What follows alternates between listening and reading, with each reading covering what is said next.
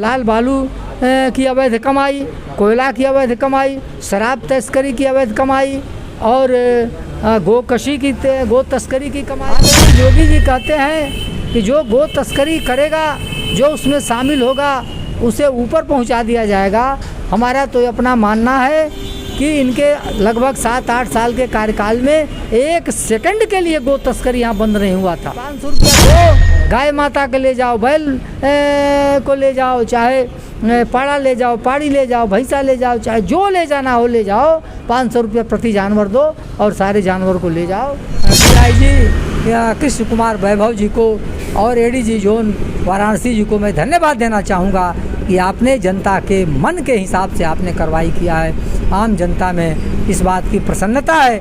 इस बात की रही पुलिस की भरौली चौराहे से प्रतिदिन 5 लाख नहीं, 5 लाख से 10 लाख से लेके 15 लाख की वसूली प्रतिदिन की है। नहीं पुलिस मजाल है, अगर एसो चाह दे तो कोई प्राइवेट आदमी वसूली कर सकता है क्या? बिना एसो के मर्जी का कोई प्राइवेट आदमी वसूली नहीं कर सकता है। यह तो एसो वसूली करवाता है। ले जा करके दरोगा को 10,000 रुपया दीजिए और जहाँ चाहे गंगा जी में खोदिए, बेतरतीब खोद डालिए, गंगा जी को बर्बाद करिए और कोई रोक नहीं, कोई टोक नहीं। और आप जहाँ तहाँ देखेंगे पहाड़ के टीला की तरह जो है सफ़ेद बालू का टीला लोग लगाए हैं। यह सब अवैध खनन है।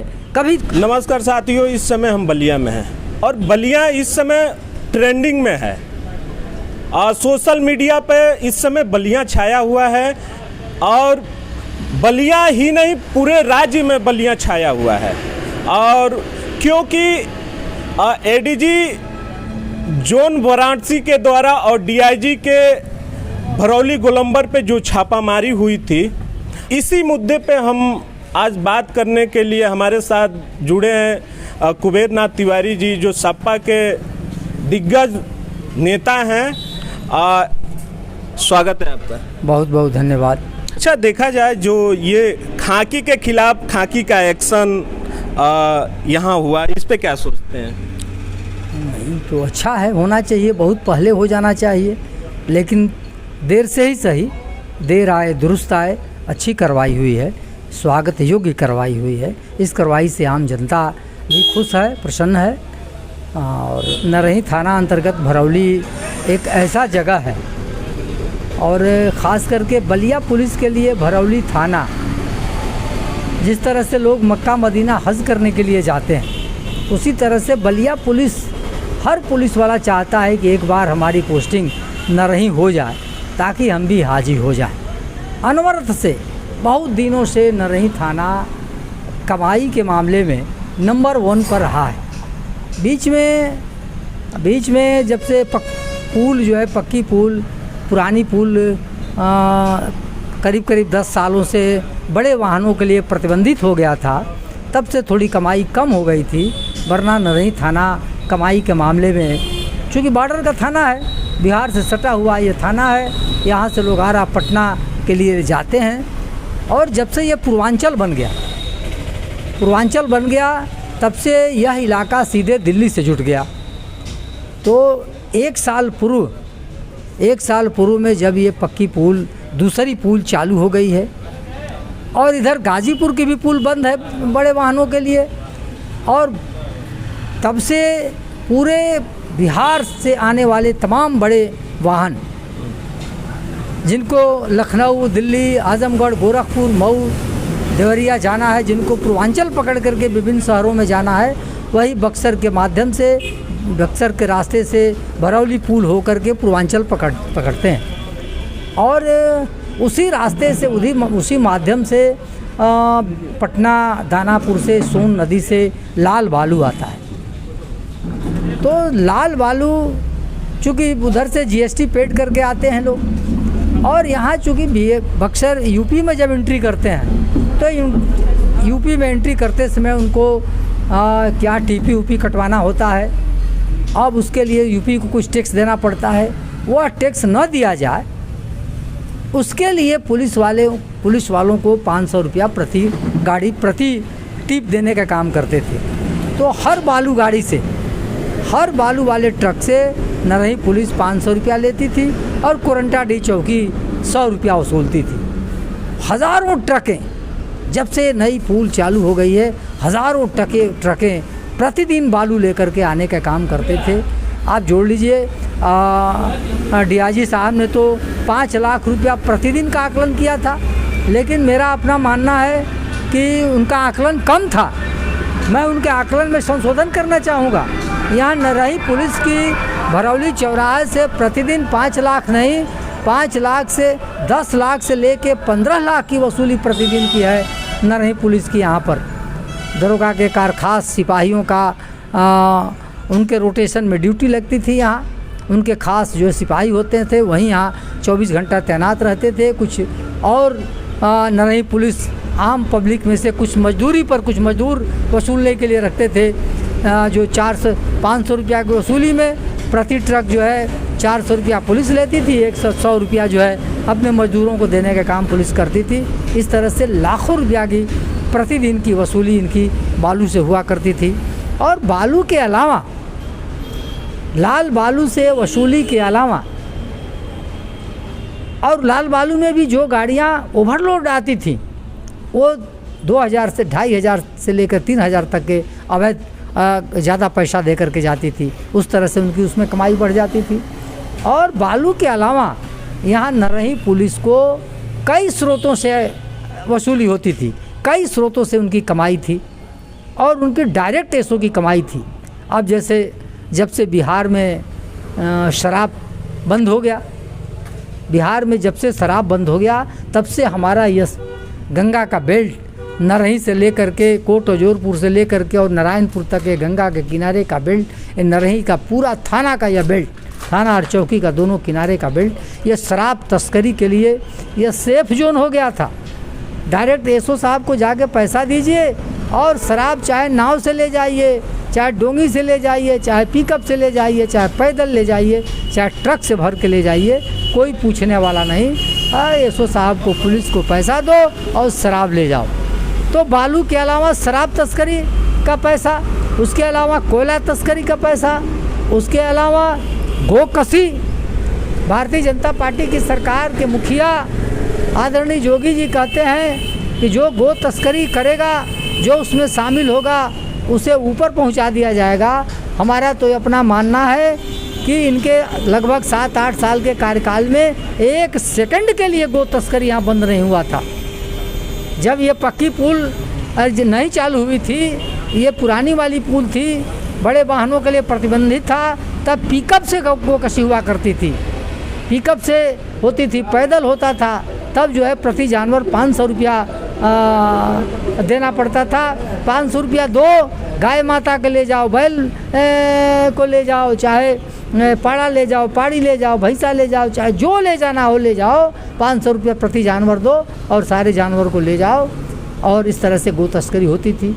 अब तो जब से 1 साल पूर्व से जब पुल चालू हो गई है तब तो और बड़ी बड़ी ट्रकें पर्दा बांध करके और पुलिस को पैसा दे करके लेके चली जाती हैं।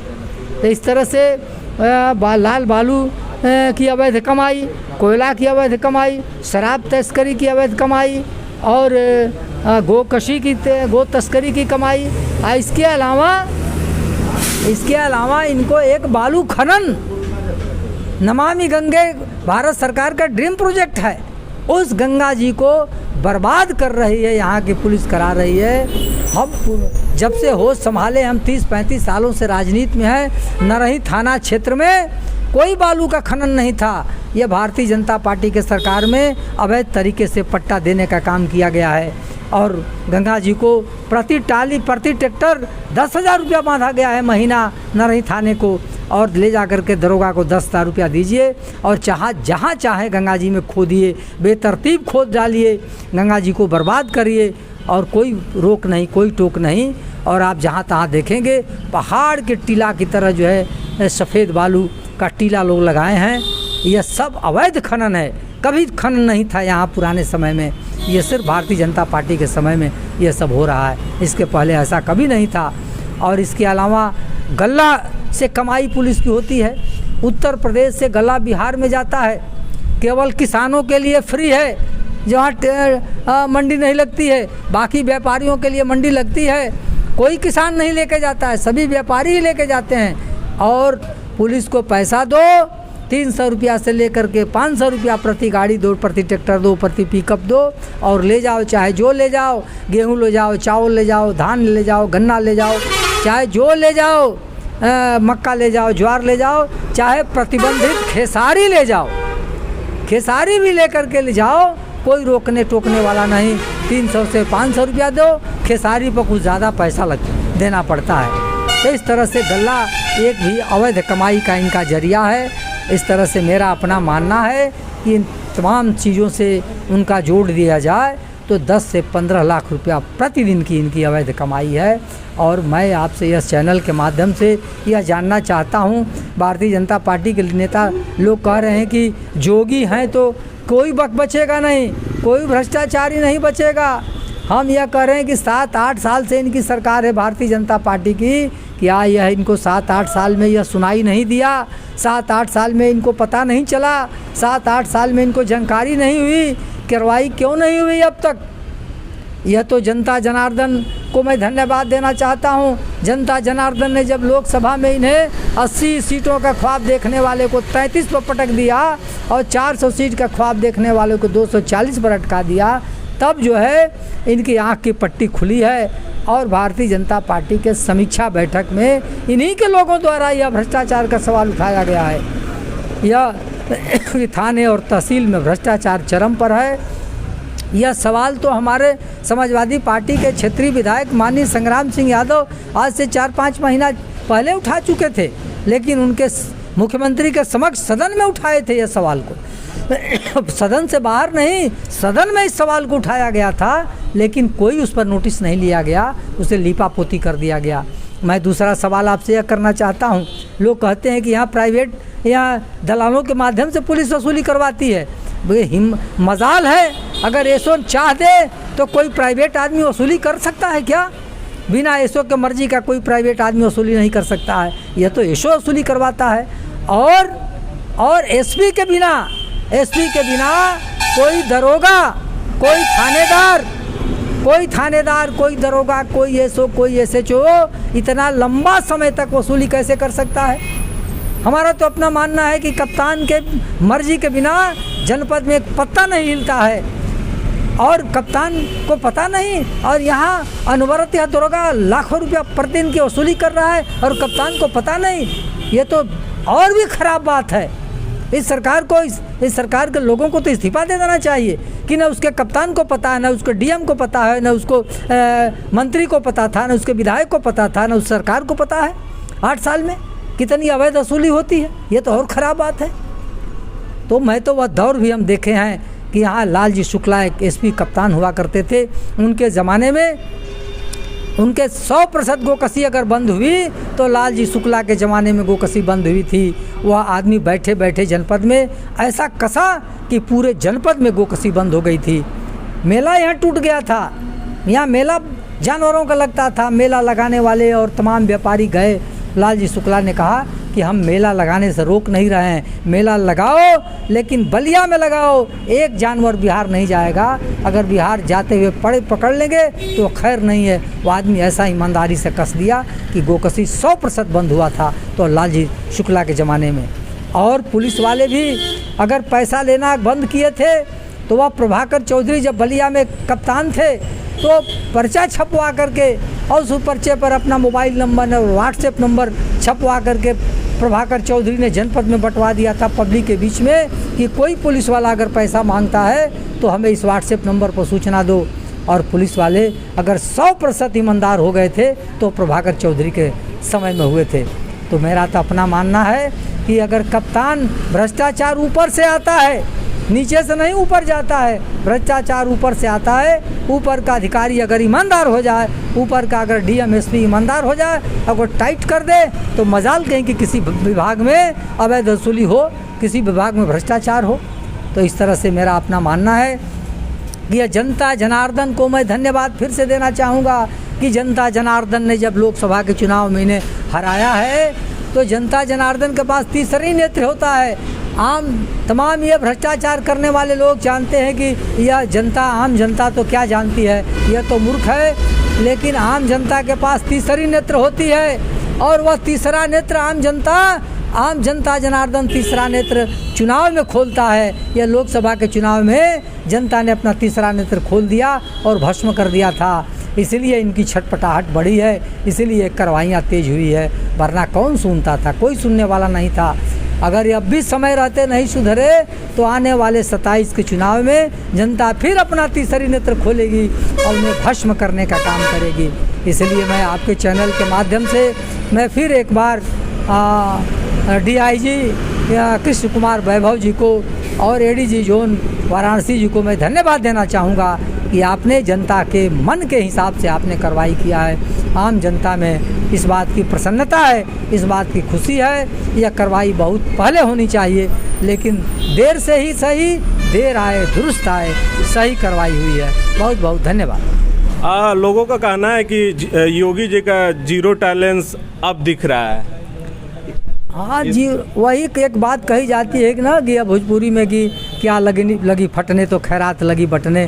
जब लोकसभा चुनाव हार गए, विधानसभा चुनाव सर पर है, बाई इलेक्शन सर पर है, पार्टी में विरोध का स्वर उठने लगा, तब उनका भ्रष्टाचार पर जीरो टॉलरेंस दिखाई पड़ रहा है। नहीं तो 8 साल से कहाँ था उनका जीरो टॉलरेंस।